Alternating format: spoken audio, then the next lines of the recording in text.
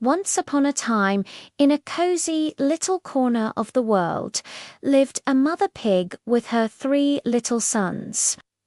They had grown so big and strong that their little house was getting a bit crowded. One sunny morning, their mother gathered them around and said, "My dear boys, it's time for you to go out into the world and build your own homes. But remember, whatever you do, do it the very best you can. That's the way to get along in the world." So the 3 little pigs packed their bags, waved goodbye to their mother, and set off on their grand adventure. They hadn't walked far down the road when they met a man carrying a bundle of straw. The first little pig, who was a bit lazy and wanted to finish his work quickly so he could play, thought this was a brilliant idea. "Please, sir," he said, "may I have some of that straw to build my house?" The man agreed, and the first little pig happily took the straw and built himself a house in no time at all. It wasn't very strong, but he didn't care. He was just excited to be done. The other 2 pigs waved goodbye and continued on their way. Soon they came across a man with a bundle of sticks.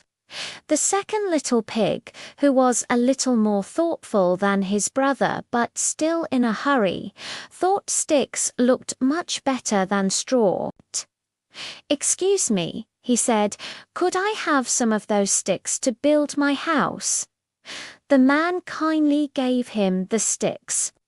The second pig worked a bit harder than the first and built a house of sticks. It looked quite nice, and he was very proud of it. He finished just in time for an afternoon nap. Now, the third little pig was all alone, but he remembered his mother's words. "Whatever you do, do it the very best you can." He walked on and on until he met a man with a load of heavy red bricks. The pig's eyes lit up. This was it. "Sir, could I please have some of those bricks to build my house?" he asked politely. The man saw the determination in the little pig's eyes and gave him a big pile of bricks. Building a house of bricks was hard work. The third little pig had to mix mortar, lay each brick carefully, and make sure the walls were straight and strong. It took him a very long time. The sun was setting by the time he finally put the last brick on the chimney. He was tired, but he looked at his solid, sturdy house with immense pride. It was strong, safe, and built to last. He knew he had done his very best. Now, in the same woods lived a big, bad wolf. He had a rumbling tummy and a wicked gleam in his eye. He had been watching the 3 little pigs all day. He licked his lips and trotted over to the first house, the one made of straw. He knocked on the door. Little pig, let me come in," he called out in a sweet voice. The first little pig peeked through a crack and saw the wolf's big paws. "Not by the hair of my chin-a-chin-chin," he squeaked, his voice trembling. "Then I'll huff and I'll blow your house in," roared the wolf. And he huffed and he puffed, and with one mighty breath he blew the straw house all to pieces. The little pig squealed in terror and ran as fast as his little legs could carry him to his brother's house of sticks. He burst through the door, shouting, "The wolf is coming!" Just then they heard a knock. Little pigs, let me come in." The 2 pigs huddled together. "Not by the hair of our chinny-chin-chins." They cried out. "Then I'll huff, and I'll puff, and I'll blow your house in." The wolf bellowed. He took a deep breath and huffed, and he puffed, and the house of sticks began to creak and sway. He huffed and he puffed again, and the whole house came tumbling down.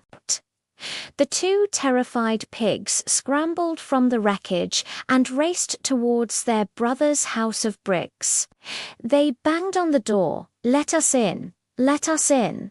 The big bad wolf is coming." The third little pig quickly opened the door, and his two brothers tumbled inside, slamming the heavy wooden door shut just as the wolf arrived, out of breath but very angry. He pounded on the brick door. little pigs, let me come in," he snarled. The three pigs, feeling much safer behind the strong walls, shouted back together, "Not by the hair of our chinny-chin-chins." The wolf was furious. "Then I'll huff, and I'll puff, and I'll blow your house in." He roared. He huffed, and he puffed. Nothing happened.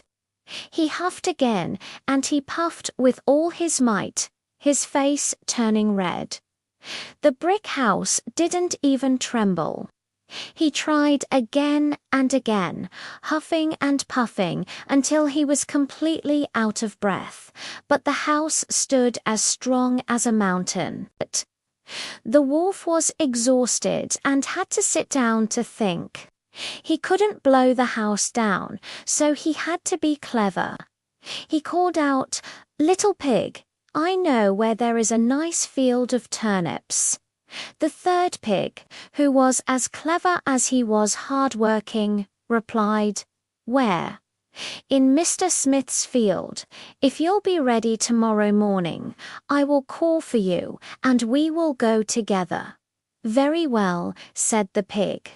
"What time?" "Oh, at 6 o'clock," said the wolf.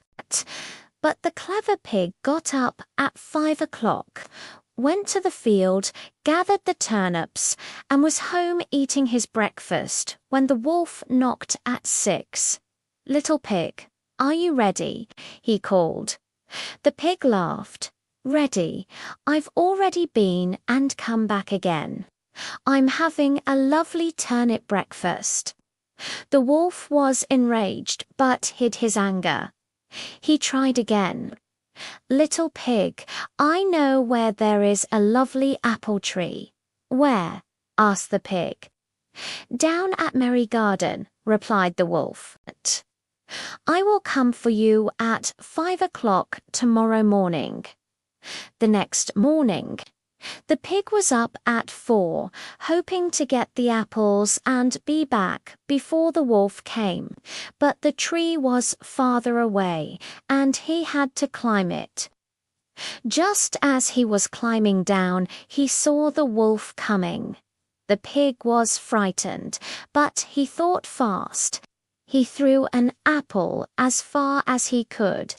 While the wolf was chasing the rolling apple, the pig jumped down and ran home. The wolf was getting desperate. He had one last idea. "Little pig," he said, "there is a fair in the village this afternoon. Shall we go?" "Oh yes," said the pig. "What time will you be ready?" "At 3, said the wolf. As you can guess, the pig went to the fair early. He had a wonderful time and even bought a big butter churn. As he was rolling it home, he saw the wolf coming up the hill. The pig quickly hid inside the churn and started rolling down the hill. The churn went faster and faster, clattering and bumping. The strange, noisy sight terrified the wolf. He turned and ran all the way home, convinced a monster was chasing him. Later, the wolf went back to the pig's house and told him about the scary thing he saw rolling down the hill. The little pig laughed and laughed. Ha! That was me. I was inside the butter churn I bought at the fair. This was the last straw for the wolf. He was absolutely furious and declared, "I'm going to climb down your chimney and get you." When the pig heard this, he knew just what to do. He put a big pot of water on the fire to boil. As the wolf was climbing onto the roof, the pig took the lid off the pot. The wolf slid down the chimney and a splash. He fell right into the pot of boiling water. The pig quickly put the lid back on, and that was the end of the big bad wolf.